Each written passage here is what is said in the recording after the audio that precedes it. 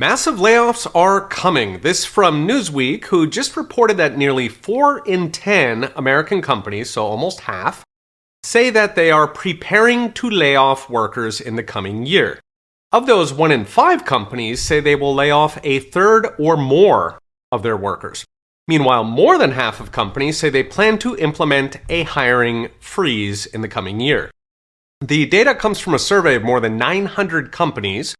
And when asked why, most of those companies said they see a recession coming.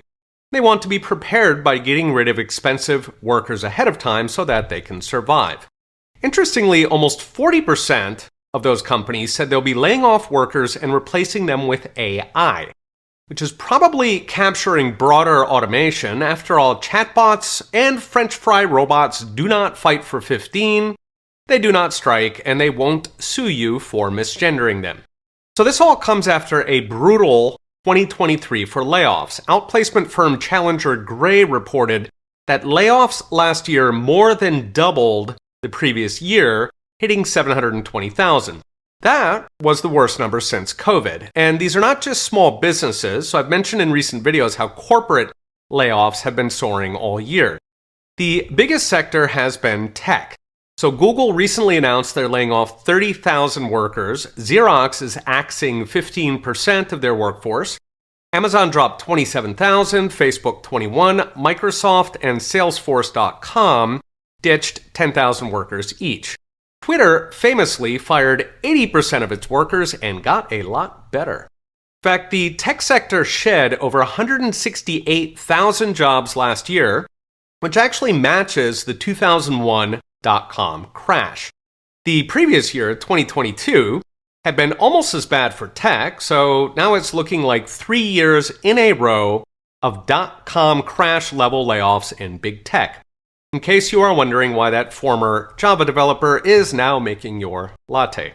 After tech, the most at-risk industries for layoffs were construction, finance and insurance, and retail. So construction is easy. High borrowing costs demolish new builds, and the Fed has been on a high-rate rampage to cover up its previous mistakes. Beyond that, though, fully 38% of financial companies and 44% of retail are planning layoffs. Now, finance is also a Fed story, given that low rates are a make-work program for Wall Street, and the Fed is currently AWOL, trying to clean up its previous messes. But then comes retail, which is taking it on the chin, partly from e-commerce, partly from relaxed attitudes towards shoplifting or inventory shrinkage in the industry lingo, as Blue City DAs cater to their voter base of criminals on welfare.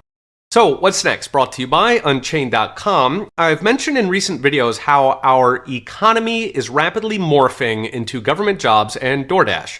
Given the government doesn't actually lay people off, no, they just raise your taxes, hundreds of thousands of real layoffs will accelerate that transition.